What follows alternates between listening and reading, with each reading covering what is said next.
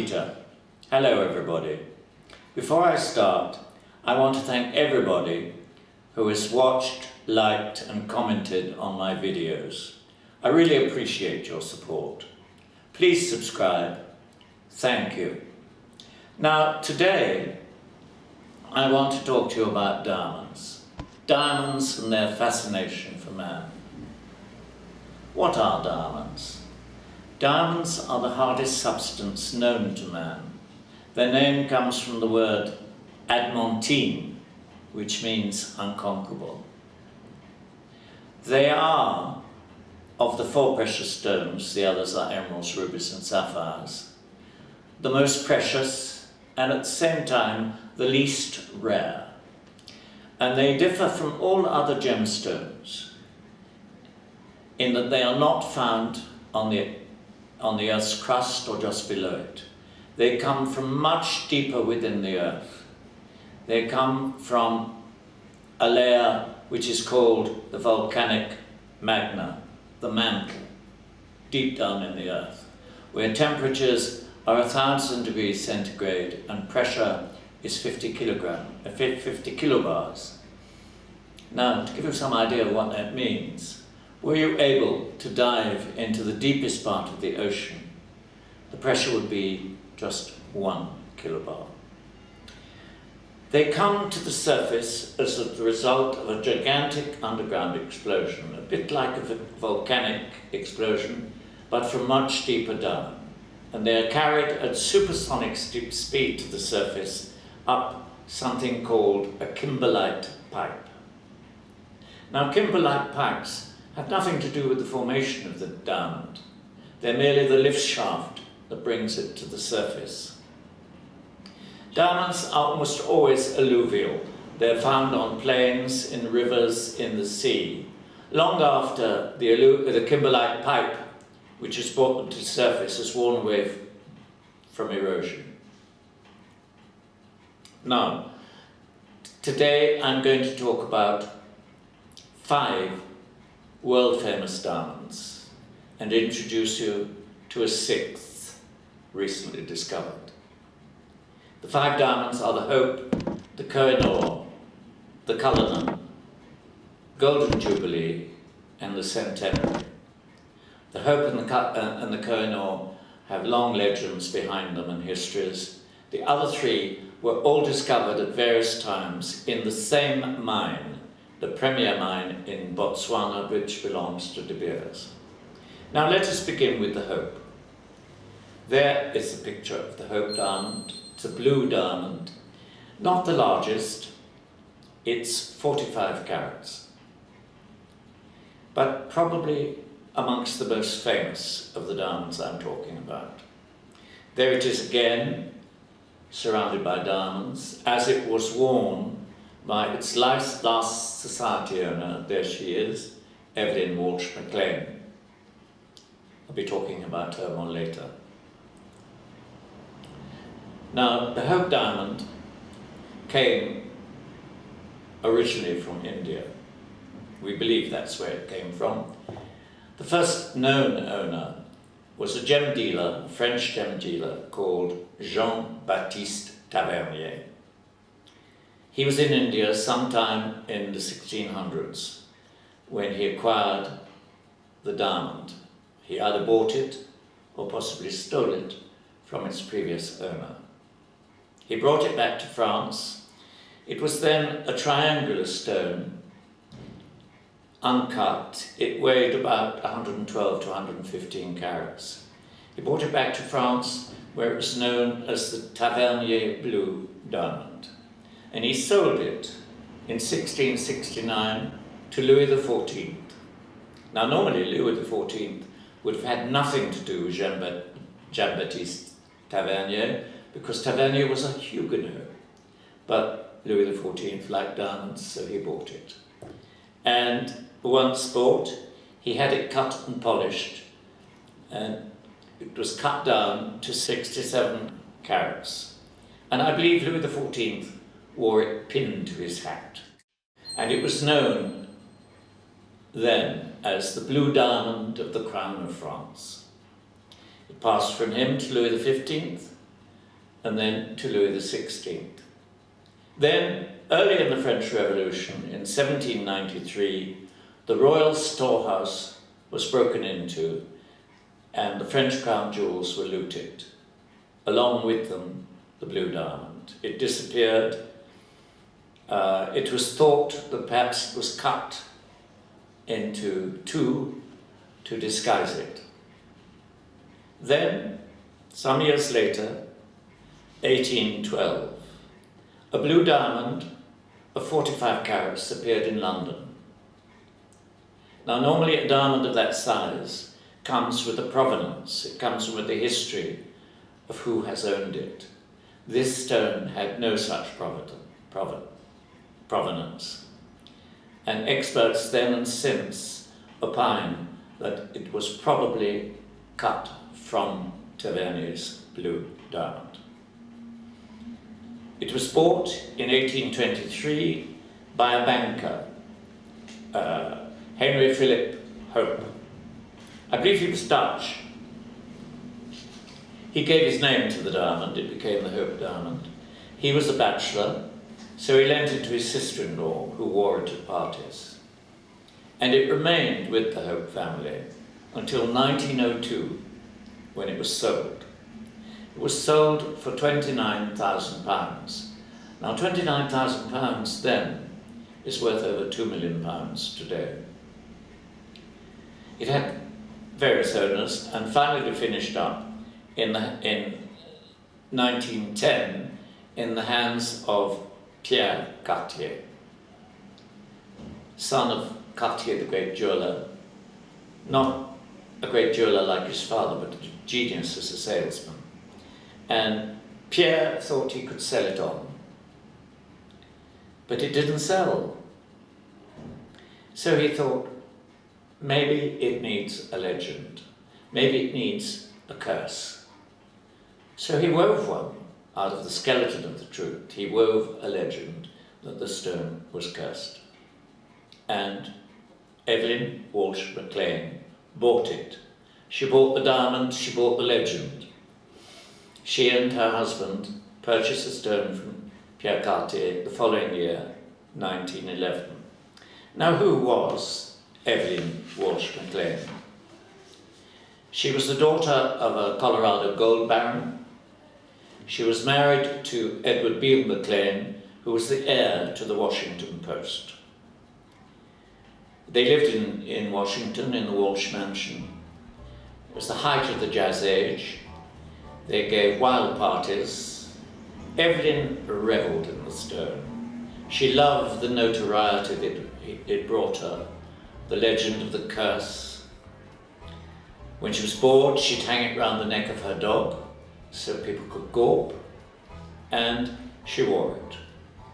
It is said that at one of their parties, she appeared at the top of the grand central staircase, wearing the Hope diamond and nothing else at all.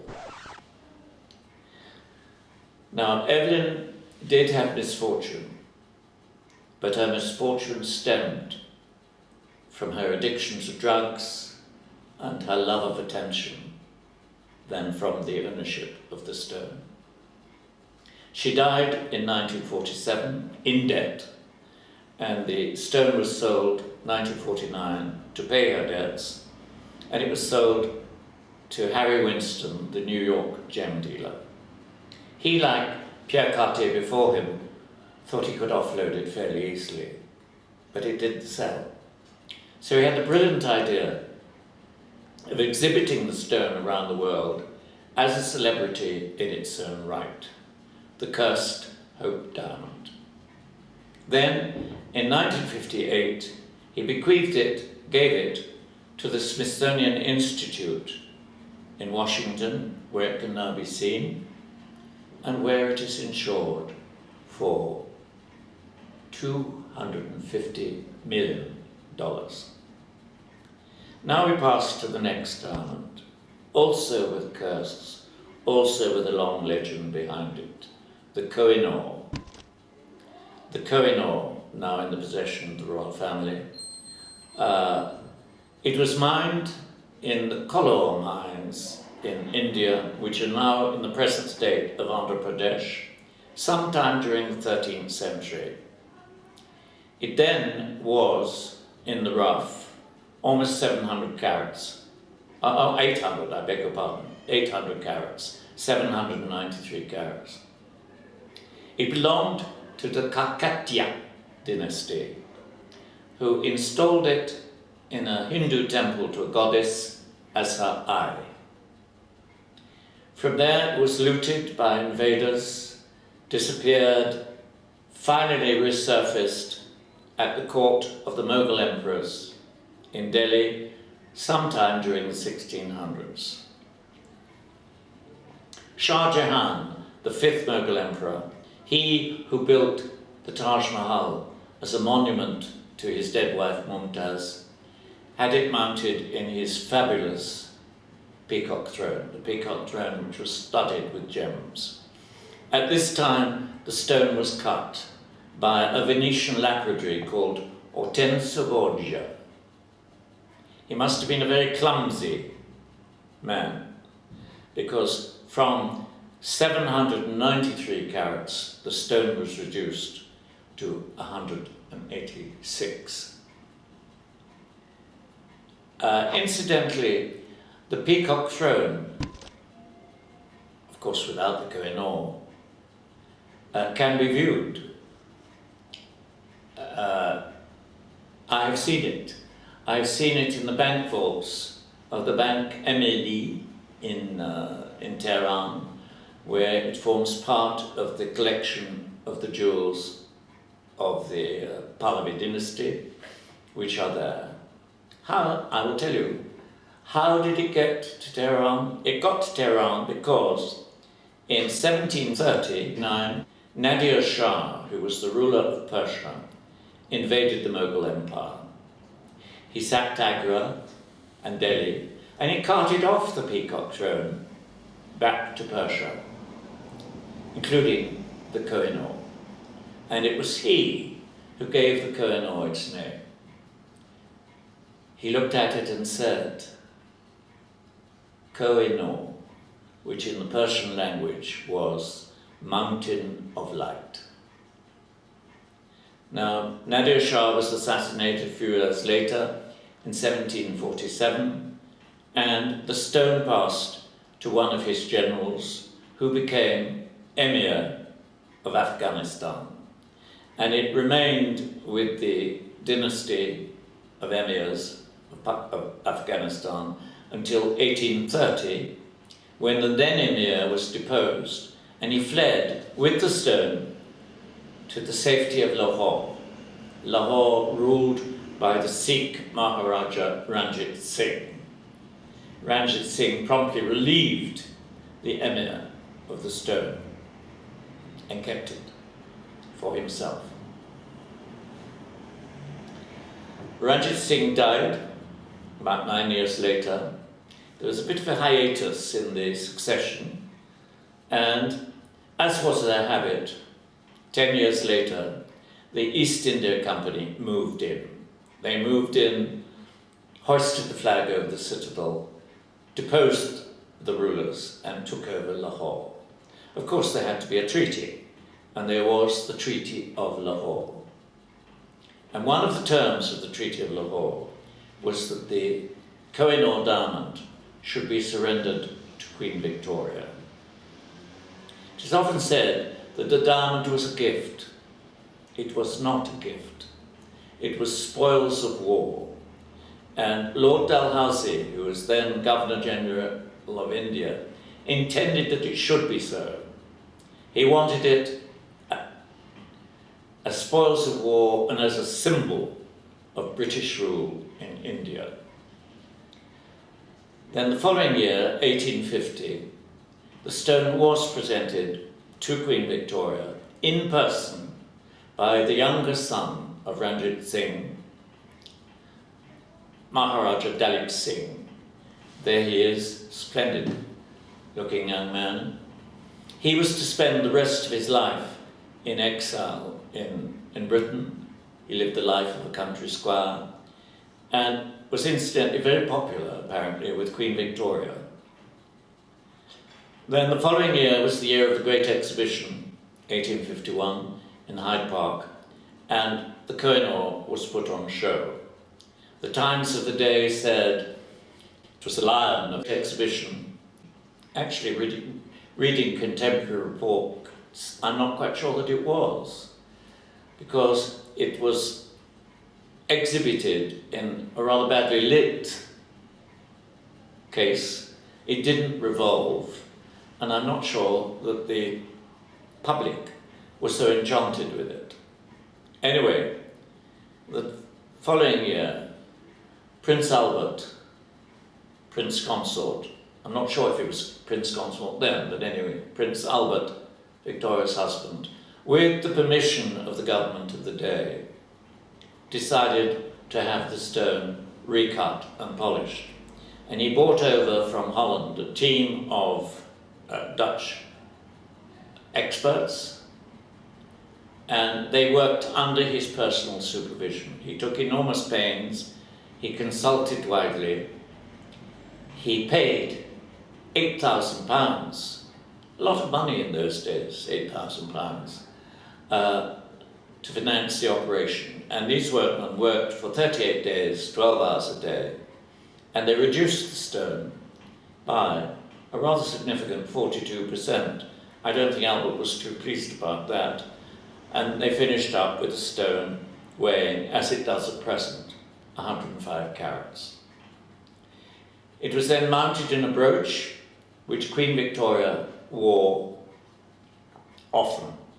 There is a picture of her before Albert's death, of course, wearing the Koh-i-Noor on her bosom, and there by the side is another picture of her, the Widow of Wisdom, Windsor, looking a little bit miserable, and she again has the Koh-i-Noor. When she died, the stone was set in a brand new crown, which was made for Queen Alexandra to wear at her and Edward VII's coronation. Since then, it has appeared it's been part of every Queen Consort's crown. There is Queen Mary's splendid crown with the Koh-i-Noor in it. It also figured in the crown of Queen Elizabeth, wife of George VI. Whether one day it will adorn a crown on the head of Camilla, we have to see. So much for the Koh-i-Noor. Now we pass on to the other three diamonds, which all come, as I told you, from the same mine in South Africa, the Premier mine belonging to De Beers. The first of these is the Cullinan. The Cullinan was discovered in 1905. It weighed and was then and still is the largest gemstone diamond ever discovered. It weighed a colossal 3,000 carats, which is the size of a small football. It was bought from De Beers by the Transvaal government, and the Prime Minister of the Transvaal, Louis Botha, had the idea of presenting the diamond to Edward VII. You must remember, it wasn't long since the Boer War, and Louis Botha wanted to give it to Edward VII as a token of reconciliation from the Transvaal. At first, Edward VII didn't want to accept it, but he was persuaded to do so. And incidentally, among the persuaders was the younger Winston Churchill. The diamond came to Britain. Then there was the big question, it had to be cut. And in those days, that was not so easy. Could be a tricky business.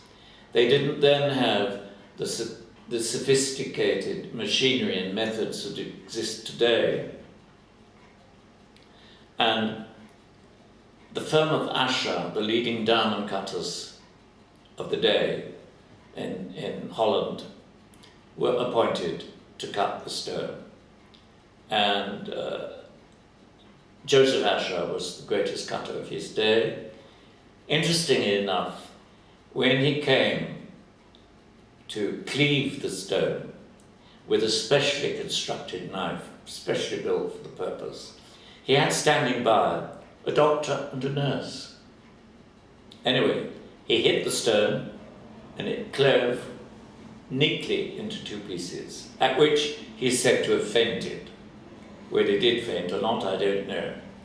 But thereafter, the Cullinan, the stone, was cut into 9 major stones and 96 brilliants. There's a picture of the Cullinan in the rough, and there are another of the 9 major stones, the 9 largest pieces. Edward VII kept only the 2 largest, which were Cullinan I and Cullinan II. Cullinan I was 530 carats, making it then the largest cut and faceted diamond in the world, and Cullinan II was 317 carats, and they were set respectively in the scepter and the crown.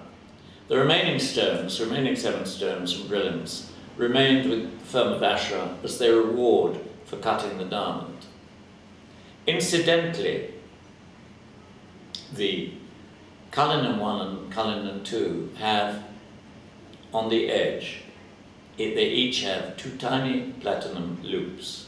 These are so that they can be detached from their setting in the scepter and the crown and worn either individually or linked together as a brooch.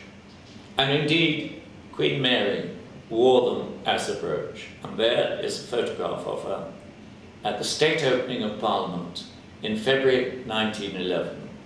And you can see lower down on her bosom the enormous brooch, which is Cullinan I and Cullinan II. I think it really looks rather vulgar. Then in 1910, the South African government of the day purchased the remaining 7 major stones and the brilliants from the firm of Asscher and presented them to Queen Mary, that lady who so loved jewels. She had the major stones all made into brooches, in one case a pendant and a ring, and she wore the brooches frequently, as does the Queen. And there is a brooch made from the 2 largest of the 7. It's Cullinan III and Cullinan IV, which the Queen has worn. And when the Queen wears them, she refers to them as Granny's chips. Now, we come on to the next diamond, discovered in the same mine, and discovered much later in 1985. This is the Golden Jubilee diamond. In the rough, it was 750 carats, 55 carats.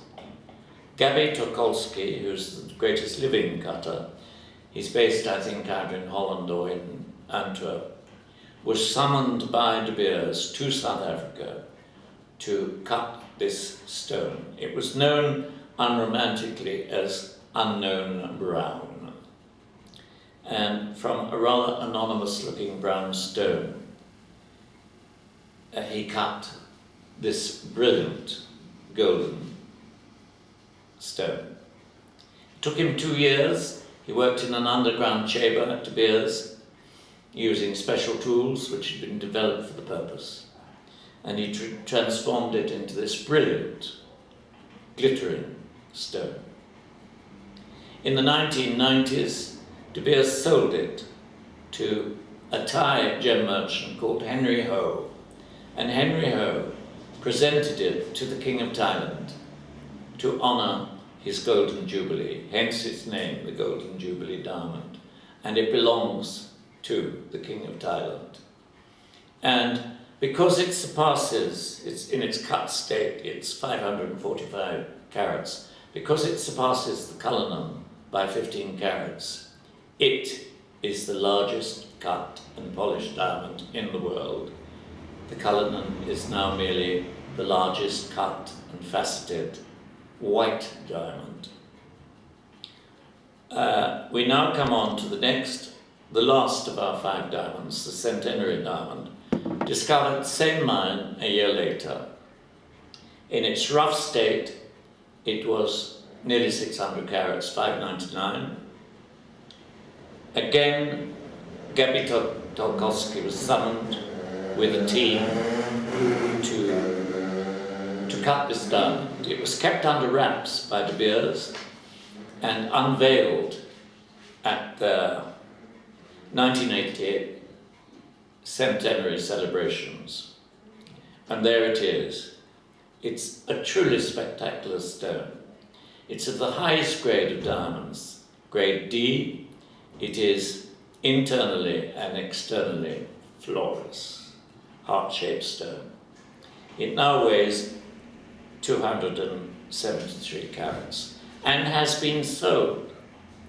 Nobody knows who owns it. De Beers guard jealously the anonymity of their clients, so nobody knows who has it. All we do know is that when De Beers had it, it was insured for $100 million US. Now we come to the newcomer, the Lucara. This was also discovered in Botswana, but not in a mine belonging to De Beers. It was discovered in a mine belonging to a Canadian mining corporation called Lucara. Canada now has a major diamond industry, and the Lucara in the rough, there's a picture of it, weighs 1,111 carats and is thought to be of premier quality. We won't know yet until it is cut what the size of the diamonds it will produce, or how brilliant, flawless, etc. they will be. And so nobody has any real idea of its value.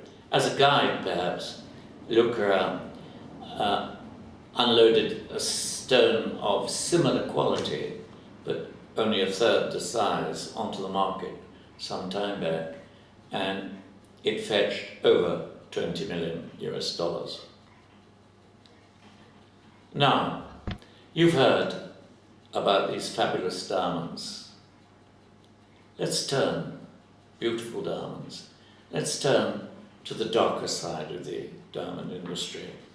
I want to talk to you about De Beers, the monopoly that they've held over the diamond industry, which they have manipulated. I want to talk to you about what are called blood-red diamonds, and I want to talk to you about what the trade chooses to call synthetic diamonds and the threat that they pose to the future of the diamond industry. I'll begin with De Beers, and first let me explode a myth. Back in the 1940s, a New York advertising agency invented a slogan for De Beers, which since then has been a powerful marketing tool. The slogan is, "Diamonds are forever." That implies indestructibility, which just isn't true.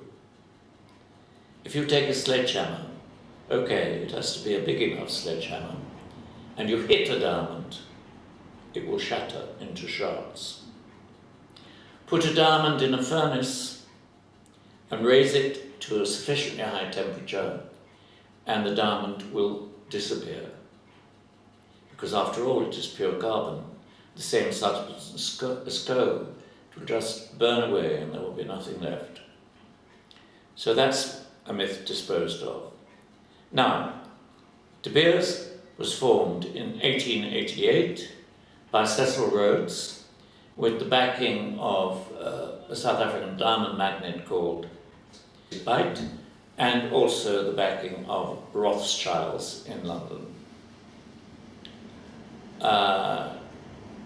By the time Rhodes died in 1902, De Beers had 90% of the diamond market.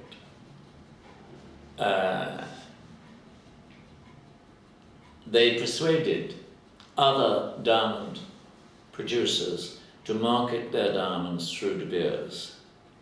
You could then, if you wanted to buy, if you were a dealer and wanted to buy a rough diamond, you could virtually only buy it from De Beers.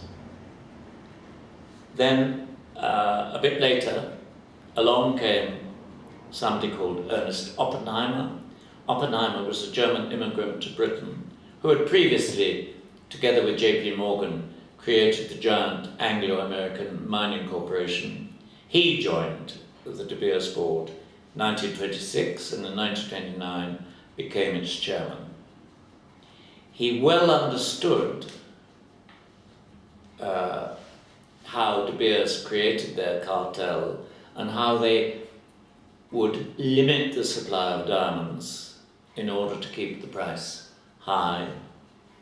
And during his tenure as chairman, until his death in 1957, he expanded globally the power of De Beers, during which time he was accused of a number of things. He was accused of price fixing, he was accused of antitrust behavior, he was accused that during World War II he did not supply, or he restricted the supply of industrial diamonds to the US, which hindered the US war effort. But when he died, De Beers still had an enormous share of the diamond market, something like 80 to 90%. Now, and also, De Beers had very clever marketing techniques. They had marketed, for example, the diamond as a symbol of love and commitment, which opened up a huge market in engagement rings. Countries where never before had people bought diamond rings to signify an engagement, they now do so.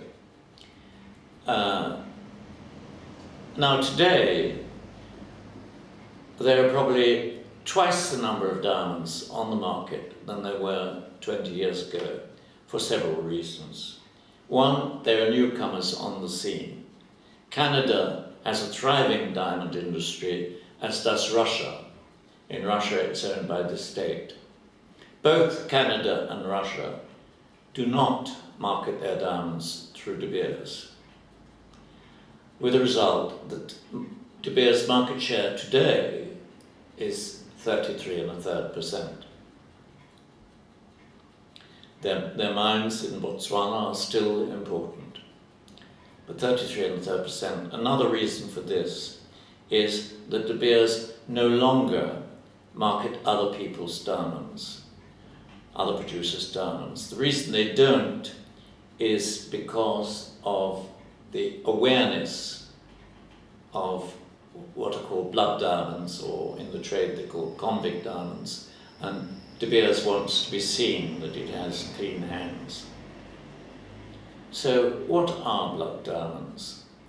Blood diamonds are diamonds which are produced in countries where there is insurgency, warlike activities. They're produced and sold to fund these activities, to fund insurgency, to fund warlords. They are blood diamonds. The trade, the diamond trade, has taken steps, together with UN and others, to try to restrict the sale of blood diamonds. But of course it still goes on.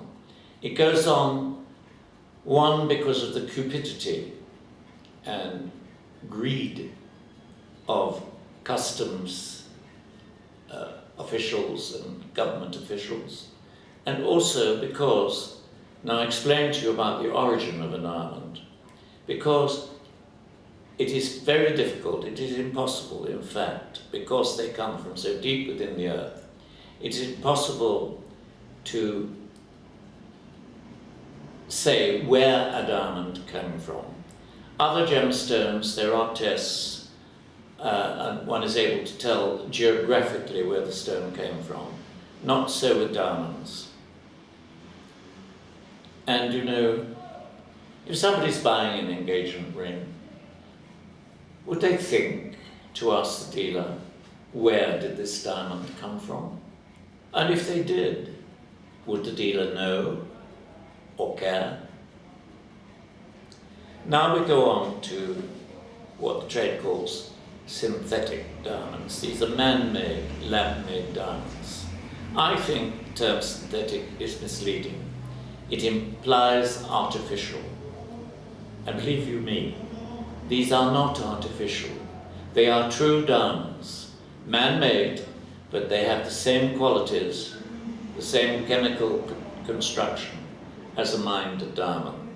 They will cut, polish, and reflect light in the same way as a mined diamond. They have the same, as I say, chemical substance, the same hardness, and even to a trained gemologist, it is impossible to tell with the naked eye, to distinguish with the naked eye between a mined diamond and a man-made diamond. In order to do this, you need sophisticated machinery, spectrograms, to look inside the stone to determine whether or not it's been man-made. The trade has taken steps to protect itself legally against sale of synthetic diamonds. If you sell a synthetic diamond, you are obliged to disclose that it is a man-made diamond. And so far they've kept these at bay. One of the largest producers of synthetic diamonds is Russia, and of course they're used for industrial purposes. In fact, today, most of the industrial diamonds are man-made. They're used in various fields. They're used in cutting tools, they're used as thermal conductors, they're used in the optical industry, they're used in the electronic industry. They have many uses.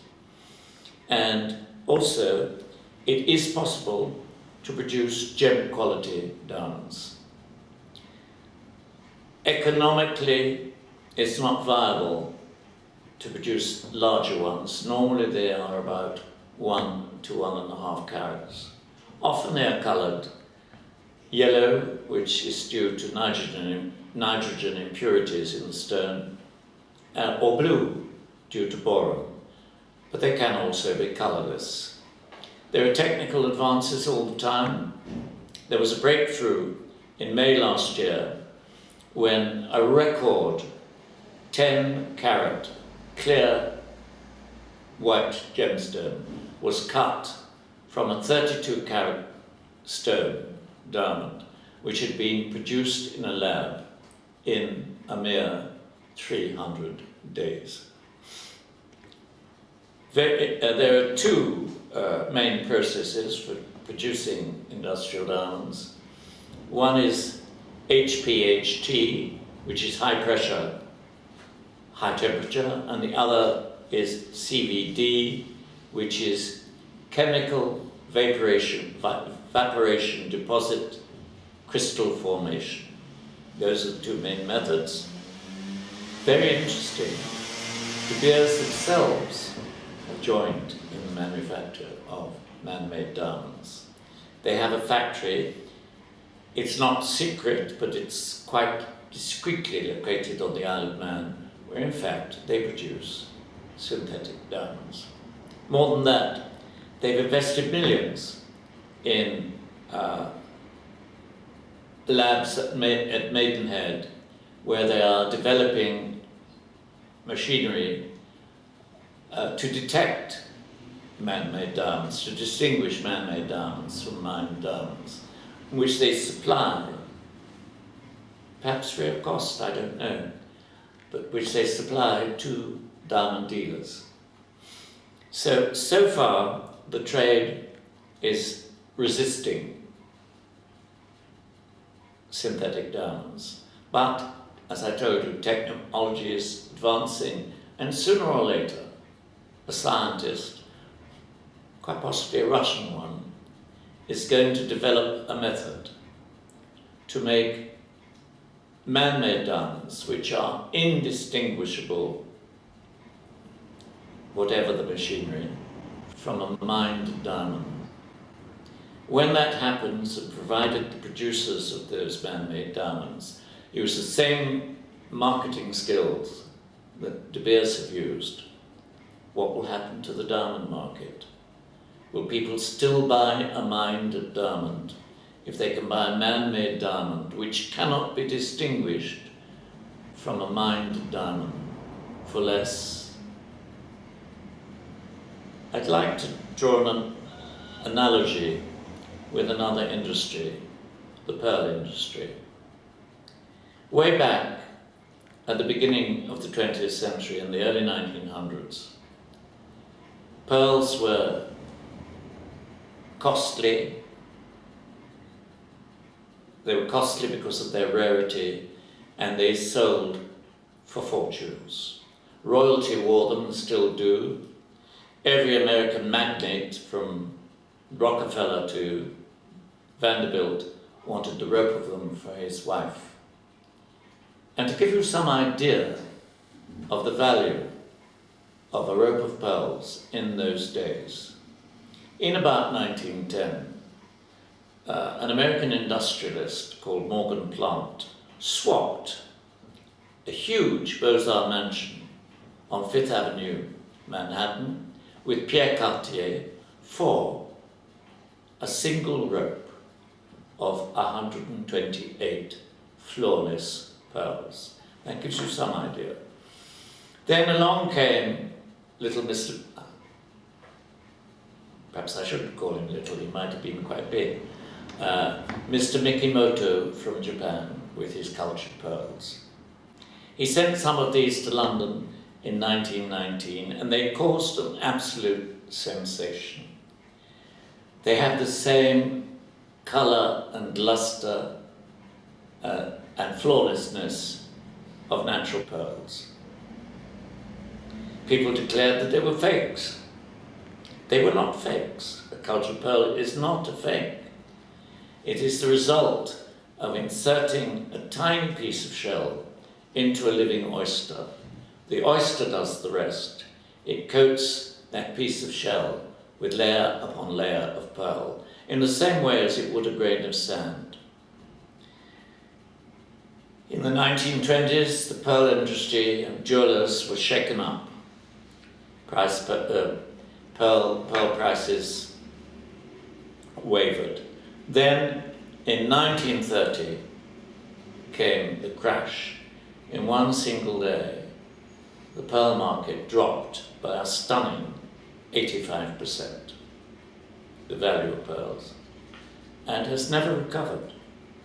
Today, a woman with a few £100s to spare could buy a fine pearl necklace. If she has a few thousand to spare, she can buy a magnificent pearl necklace.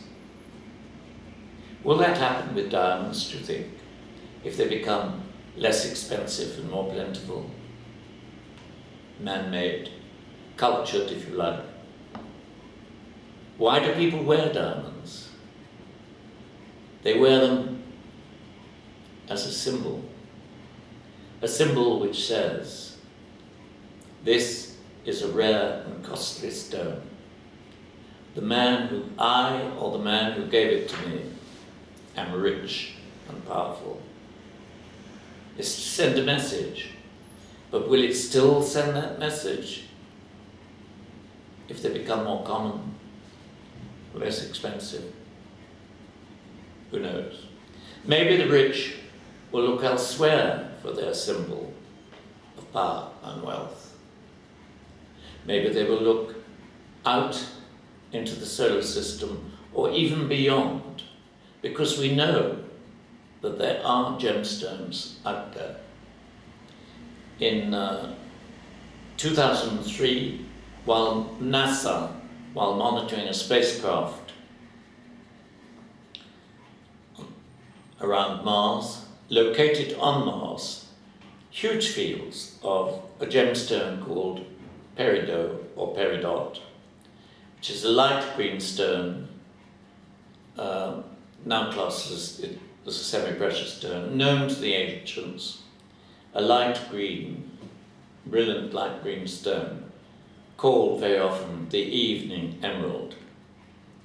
And there are fields of them on Mars.